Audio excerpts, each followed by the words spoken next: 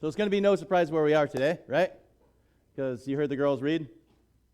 So we're going to be in Matthew chapter 26, 36, and we're going to go a little past 46, but I didn't want to overburden them this morning because that was kind of a decision that we made like in the car.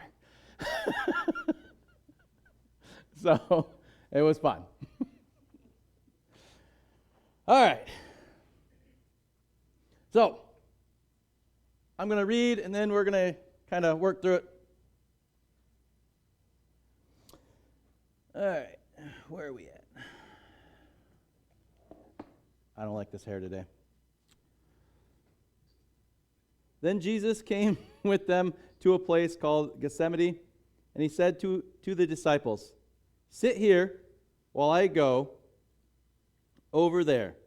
And he took with him Peter and 2 sons of Zebedee, and he began to be sorrowful and deeply distressed. A couple things I notice about this, and different passages will say different things here. Between Matthew, Luke, Mark, and John, there are different accounts of this. The other 3 say that he brought his disciples to this place right here. Then he took Peter. Sorry. Is it Peter? No. It's James. I'm sorry. Yeah, it was Peter. He took Peter and 2 sons of Zebediah over here. Then he went over here to pray. I looked this up. I read commentary from a couple other theologians, and what they said was he was a stone's throw away from each group, which means his original group, the 3, and him were all within eyeshot of each other. They could talk to each other. They were a stone's throw away. A stone's throw didn't mean that you had a mighty man with a stone and he's just chucking it. No, that literally meant stone's throw. They were in pretty close proximity. They could see each other. He said, "Wait here. I'm going to go over here and pray." What was the result? He come back to the 3. Remember, his disciples are over here. Right? These are the people close to him. Then he took 3 that were closer to him over here. He come back to this group. And he said, "You couldn't stay awake for an hour? You couldn't stay awake for a whole hour while I was praying? You couldn't pray for an hour?" This reminds me of people today. Really does. You've got your group over here that will say, "I am Christian." Not practicing, but I'm Christian. Then you've got this group who tries to follow the commandments. They try to do what the Word says. And he's coming back to this group and he's saying, "You couldn't wait an hour?"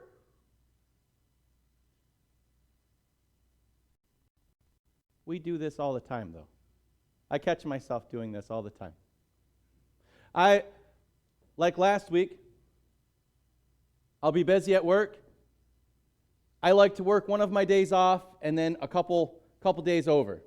So I work, I think, 4 12s and an 8, and then an 8 at the end to finish my week. That's what I like to do. So I get a couple hours. Here's what happens at home. I get home, I say, "Hi, hon, how's your day?" And she tells me about her day. And then I try to stay coherent and say, "That's great. Here's my input." And then I go to bed. And I wake up, and I go to work. You know what I'm missing? Yep. You couldn't spend 15 minutes in prayer? You couldn't do your quiet time? And then here's my other thing. I'll go, you know what? I'll just do it at work on my break. So I'll bring my Bible to work. I'll put it in my lunch box, right? And I'll get to the table, and what's the first thing I do? Whip out my phone. Then I look up and I go, crap, I got to get back to the line. God's come over and say, I've been working. Why'd you fall asleep? You couldn't do one thing? Notice he doesn't give up on him, though.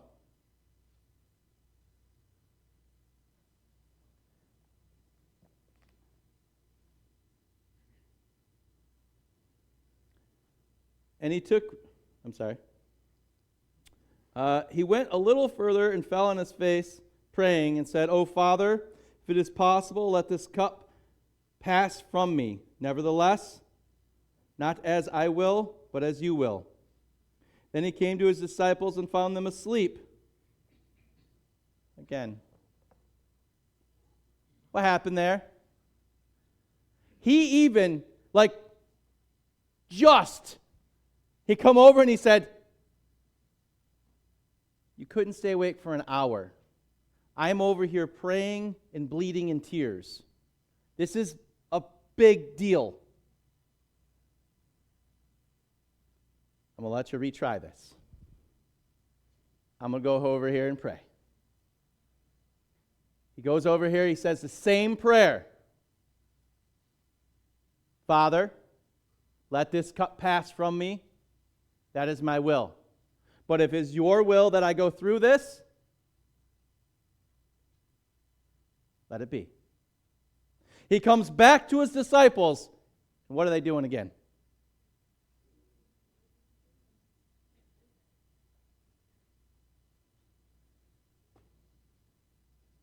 Do we learn in the first time? Ever?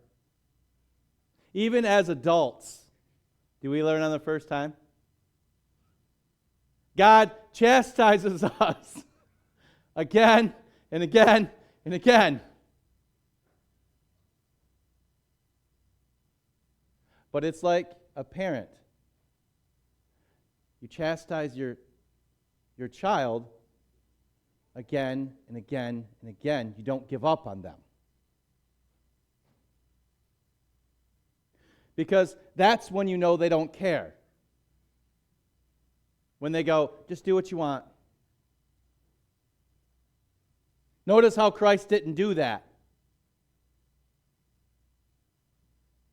He didn't just go, "Oh, yeah, they must have been tired. Okay." No, this was important, guys. They are with him 24/7. He doesn't get a whole lot of break from his disciples. It's not like today when you say, "Hey, I follow this person," and you have no idea who that guy is. You just follow him. No, these people actually followed coattails. Anywhere he ate, they ate. Anywhere he slept, they slept. What he said, they hung on to. They knew what was going on.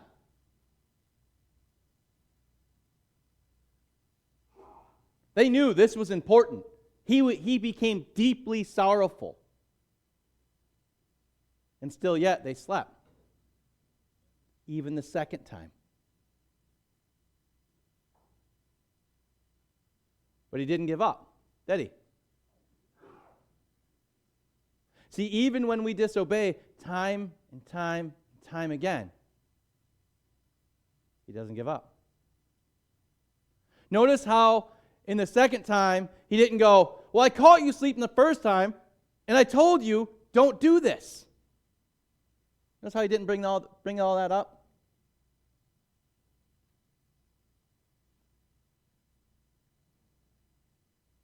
God just went right to, hey, this is important. Wake up.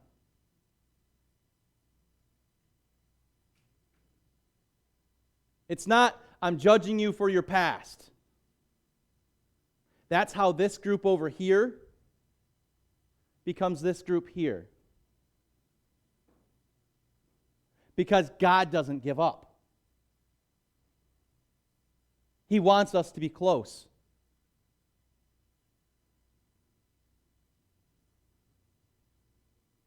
Put your faith in people. They will fail you every time. I had to, just today, I had to apologize to Ian. I told him last night, hey, I'll bring your cards this morning. That was hours ago. And I got here and went, oh, whoops. So I had to go over to Ian and go, hey, I don't have those. Not bad. Again, I talked to Rod, and he says, hey, you got those eggs? And I went, no.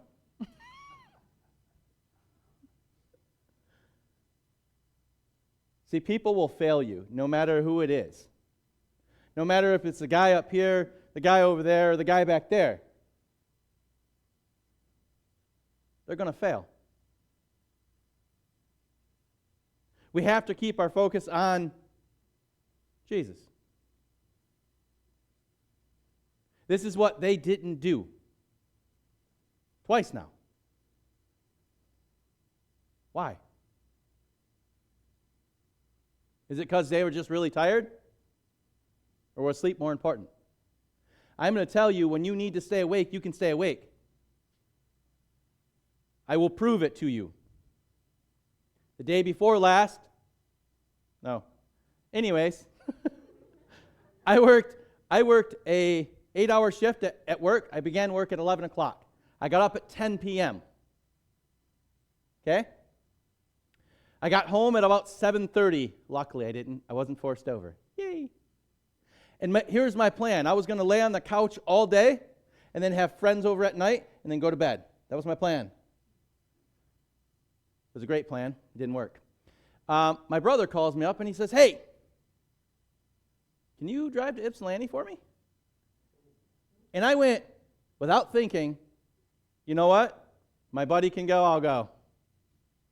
Thinking, that'll get me out of it. You know what happened?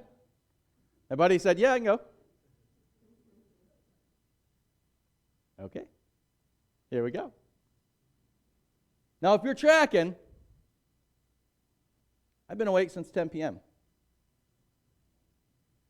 It is 6:15 by the time I get home, p.m., next day. Okay? It's been 20 hours. Then, I have friends come over, and we play cards till about 11:30 p.m. Then, me and the wife actually want to talk to each other for a whole 5 minutes before I go to bed. We ended up staying up till about 1 o'clock. It was 12:30 when we went up to when we finally went upstairs. If you want to stay awake because something is important to you, you can.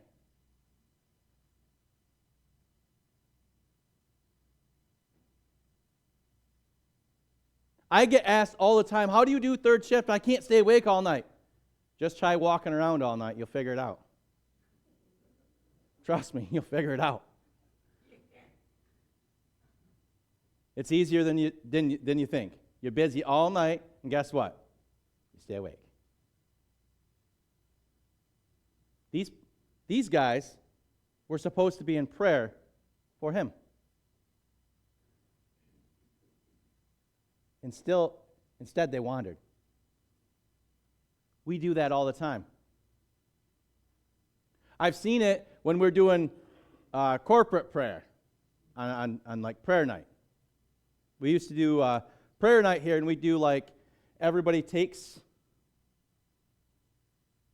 prayer?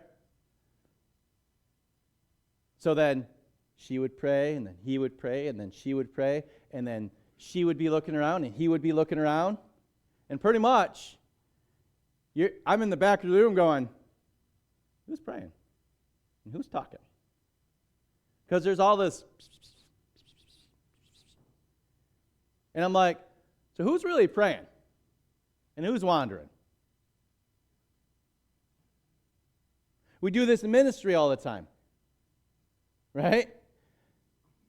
I see it in my ministry all the time. I run the adrenaline group, and we do it all the time. Me and Kenny will go out with the intention of shopping for adrenaline. We'll end up at the Chinese place. That's weird. We have wandered. It is so easy to be that person. It's even easier to look down on that person. When we read this and we say, how could you fall asleep? He was right there.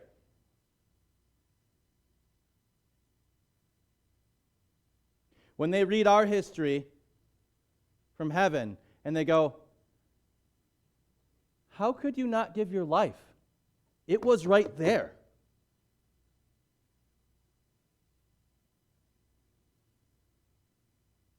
You see? You see that? We look back and we say, you actually walked with him. You actually talked with him. You felt him. And they said, but you have the whole story. Finished from start to finish. You have literally creation to destruction. And you still don't believe? You still don't give him all your devotion?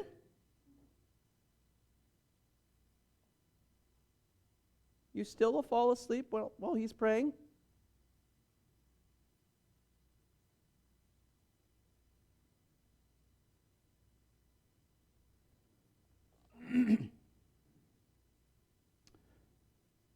So he left them and went away again. And he prayed third time, saying the same words. Then he came to his disciples, and he said to them, sorry. That's funny. And he said to them, are you still sleeping and resting? Behold, the hour is at hand, and the Son of Man is being betrayed into the hands of sinners. Rise, and let us be going. See, my betrayer is at hand. Do you realize that we do this all the time?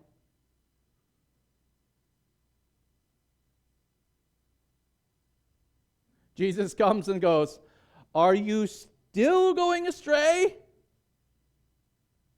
Rise up. Right now we got to go. Now is the time for your ministry. Now is the time that you learn right now.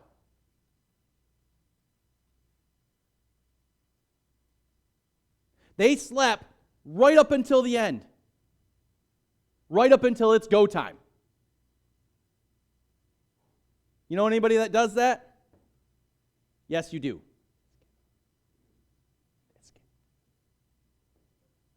My leave time from my house every night is 10 after 10. That's when I shoot for. My wake-up time is what time? 10. That leaves just enough time for, oh, hi, hon, how was your day? Yeah, okay, yep, lunch, thank you. That leaves just enough time for that. Or I am late. I do this all the time. Hey, I know, it's 6 months early, but on this weekend, I will be gone and you are preaching. Cool. I know it's 5 months before, but on this weekend, I will be gone. 2 days before the trip, pastor comes.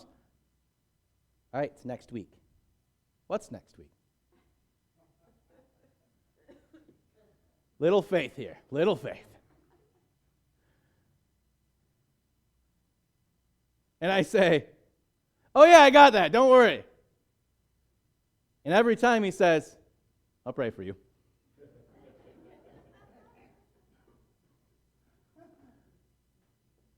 You wonder why? Because even the disciples, the close disciples, fell asleep and wandered. Even they, while he was a stone's throw away, fell asleep. And even when he came back the third time and said, hey, what's going on?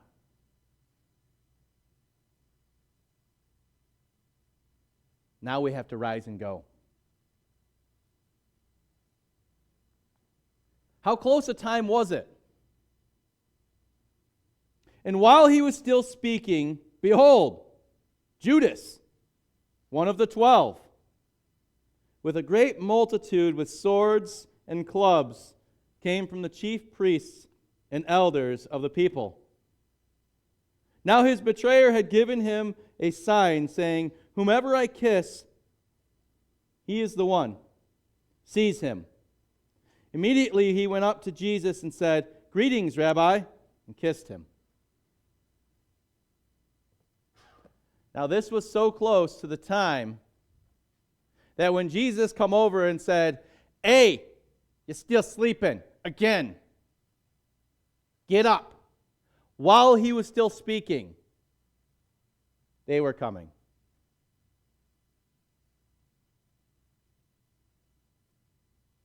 You ever had one of those prompts when God says, you know what? You should go talk to him. You ever had that happen?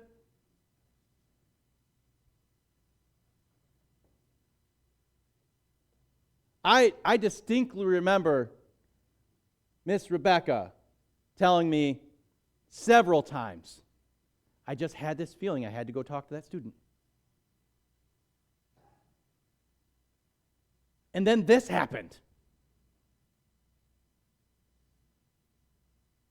That was God saying, hey, I know you're comfy, but we got to go. And that was her going, okay, I'll go.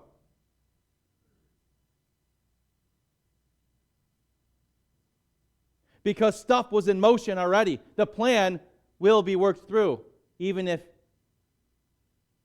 you don't want to be a part of it. I think the writers of the Gospels were funny. I think I had some comedy in here coming up. Because here's what happens. They come. They seize him. His disciple, that's what it says.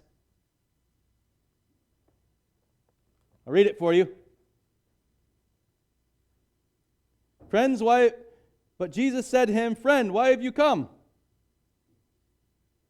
They came and they laid hands on Jesus and took him. And suddenly, one of those who were with Jesus stretched out his hand, drew his sword, and struck the servant of the high priest, cutting off his ear. Do you know 3 out of the 4 Gospels say that? 3 out of the 4 people sitting there went, and somebody drew his sword and swiped his ear off. One of the guys that was with Jesus. One of the Gospels, John, says, what? Yep, balls him right out. And Peter drew his sword and lopped off his ear. You know there's one in every group? There's one in every group that's just like, it was him, it was him, it was him. I really found that funny because as I read through, I'm like, I know this was Peter. Where is it in here? So then I just did a Google search. Who lopped off the ear? Yeah, it was Peter. Okay. I knew that. Okay. Where does it say that? John. John's the dude. John standing in the back went, why'd you do that? Matthew was like, it was just a guy. Luke, guy with Jesus. Mark, yeah, a guy that was around. Weird, huh? Each one of the 4 gospel writers wrote it differently. I like that. That tells you that they all wrote from their own perspective. That tells you that they weren't putting in details that they didn't know. But it also tells you that John was very thorough. And he was going to give credit where credit was due. You know what's funny, though? Even to the ones that were accusing Jesus, even to the ones that were there to betray him, what did he do? The guy that laid hands on him and said, you're coming with me. What did he do? He picked up his ear, he put it back on, and he said, you all right?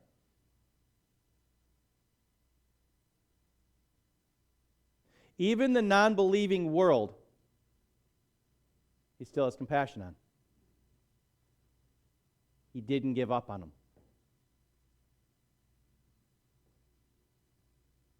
Because he could have just been like, laid hands on me. It's my disciples. They're going to defend me. He didn't even give up on the people that came to arrest him falsely.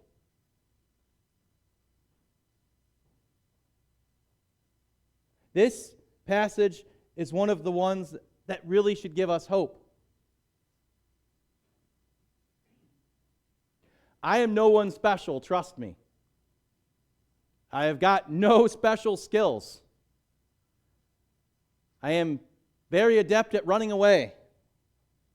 Sometimes when my ankle is not tripping me up. I'm really adept at sitting there. See, my daughter's like, yeah, I can do that. I can push green buttons. Sometimes, if I can see it that day. It's a colorblind joke, I know. And he saw fit not to give up on me. I don't know if you know me, but I don't have a good past. I wasn't a Christian until, I don't know, senior year in high school, maybe 1 year after. And I definitely did not live a Christian life. Not even close. I was that kid that came to youth group because my girlfriend was there. And let me tell you, Miss Rebecca can tell you some stories. I was not a good kid. I was the kid where they're just like, it's only an hour and a half there, it's only an hour and a half there. Get them out of here, please. Miss Calabrese, I had her for English, and she was like, do you speak English? Just speak it and then write it. I wasn't a good kid.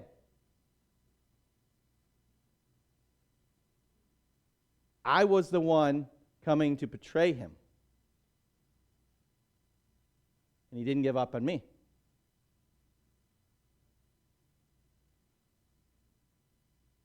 I also was the one that fell asleep and went, what do you want? Oh, I was supposed to be doing that. He didn't give up on me then either.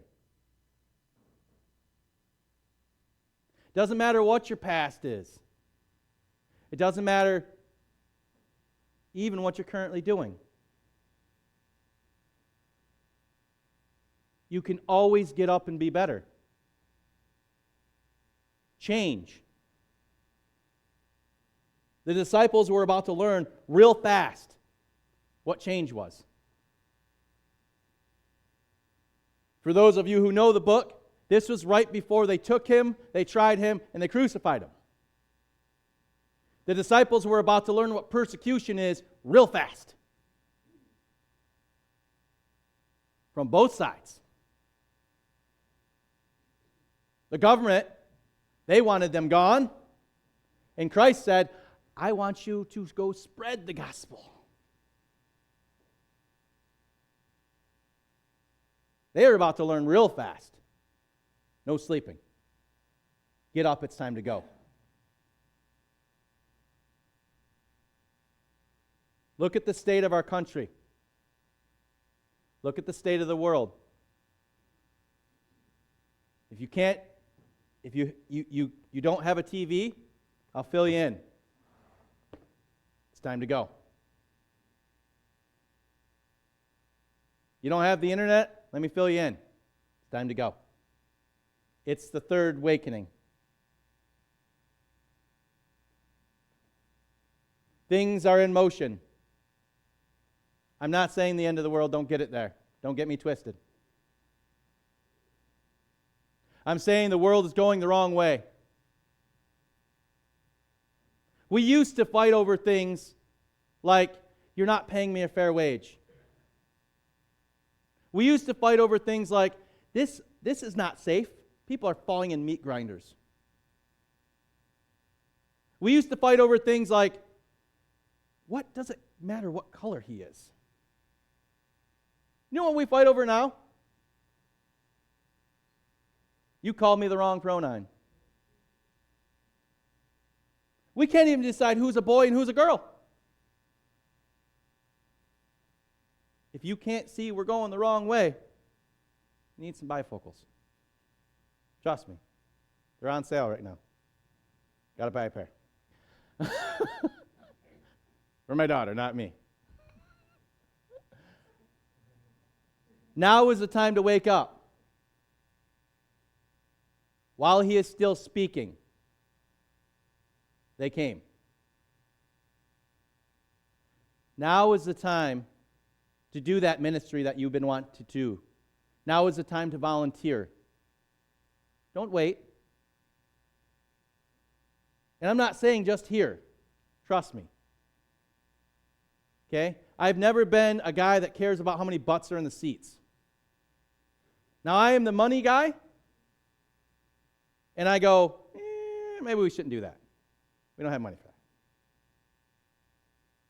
But I have never cared how many butts are in the seats because it's about the one person that you help. That's what it's about. I don't care if I help 5,000 people because I'm not that guy. I'm not that guy that has to have a whole room full for my youth group to be successful. It's already successful. You want to know why? Because I've already had students come back to me and go, hey, thanks for doing this. I've already seen students go from wanting to hurt themselves and hurting themselves to a functioning adult.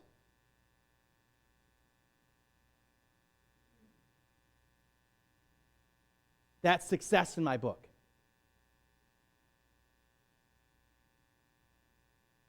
If you have been wanting to volunteer, or you have been wanting to do something, or God has been prompting you to talk to people, now is that third time.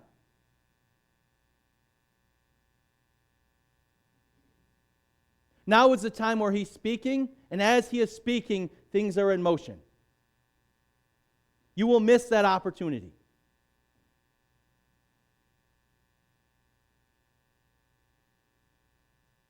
I'll give you a quick story, sad story.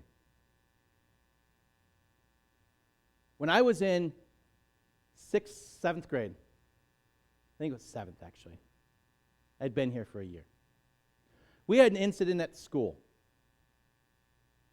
Okay? A kid had committed suicide in the school. Okay? Everybody's devastated because it just happened in the hallways. He was 2 lockers down from me. Okay? I knew him. Every now and then we hung out, but not on the regular at all. Everybody's devastated. Remember, I'm not that guy. I'm not that helper helpington. I'm that bad kid. But I go to my friend circle, and my friend circle is all in a circle, literally, oddly enough. There's like 9 of us, and they're all like crying and wailing, and how can this be, and how can that be? And I just knew that I had to talk to them, so I did. And I had one of them say, I don't think I can live without him. And I went, why?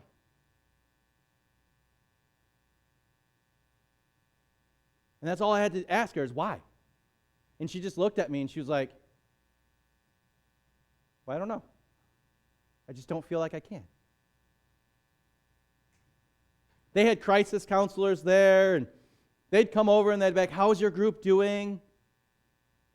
And I'm that guy that stands up and goes, we're fine, we're good, go away. They come over and he's like, hey, doing a good job, go. And I went, no, I'm not. She's crying. I don't know what that means. But here's what I found out that day.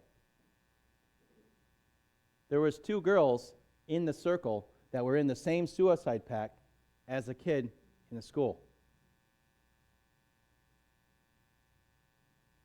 That day, they changed their mind. You know why? Because there was a few of us that were able to go, you know what? You need something, and I'm going to give it to you right now. See, sometimes these promptings, you're going to miss the opportunity for a lifetime. When God says, get up, it's time to go, that means they're at the door. That means they're already on their way. It's not going to stop. While he was still speaking, they approached him. You understand?